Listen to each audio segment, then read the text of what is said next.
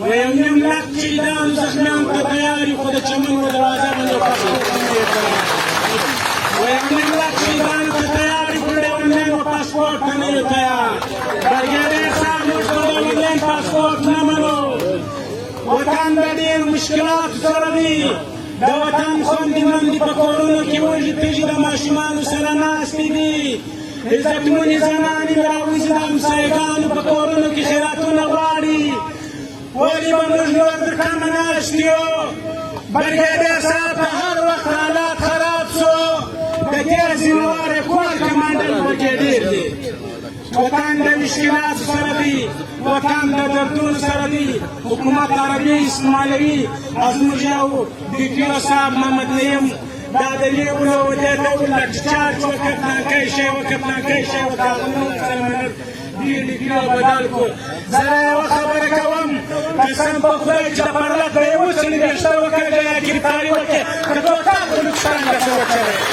دا کبیر نیچ وکر وکتان گرفتاری کوم یا بدی بلغنی گرفتاری کوم یا بدی پهلوان یا بدی کالیستان یا بدی سکیچی گرفتاری کوم که زوینه ولم زبر بیم که زور دفرلت یوم الگری ونیوی الله کسان در بلوچستان نسو چلی کل بلوچستان بندوان کل بلوچستان ببندی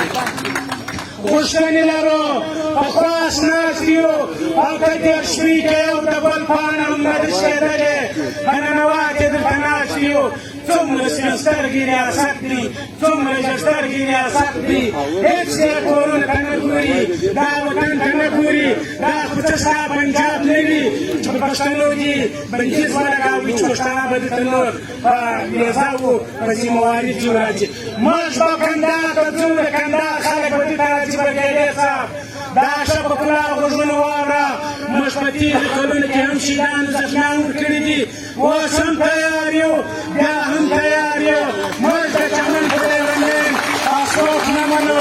مرد چمن پڑیورنلین عمران شهید ورکڑی دی مرد چمن پڑیورنلین سرکای شهید ورکڑی دی مرد چمن پڑیورنلین نکب شهید ورکڑی دی دا دوا جوانان چتا سویر تسکران دی دام در تپرگی روش شیدان سیوی دی وهر قربانی تا تیاریو دا چمن پر دروازه پاسپورت نمانو وهر قربانی تا تیاریو دا کول خلق نکا دانت پچکا خود دروازه بنیو پاسپورت نمی تیار روی خواست کوم گوشتن لرن مجبور کتیج بخول رادو کی زوانان دیر دا تکلیفو سر مخ دی زوانان خودکشی کئی وسی زوانا تویل ولدا دا غصا دی عمرو کی ولکال بلکلاو ننوزم یا بسر خون یا پدی کی در بچه کون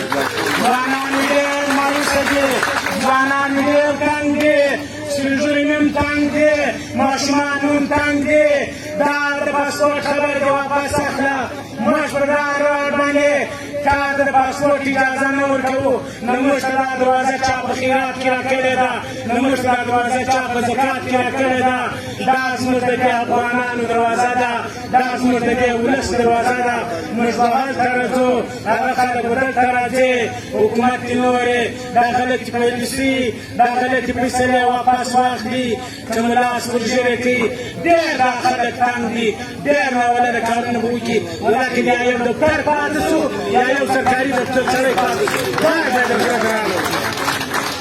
خلک تنګ دی ځوانان تنګ دی سپور کمانډر صاحب برګیډیر صاحب خبره مې واپس اخلي موږ دا دو تاریخو پرې د خان شهید و برسي که ناستیو که نه و دا برسي ختمه شوه دا د لغړستان ځوانان دا د کنیکي ځوانان باید مخې زه به په پښو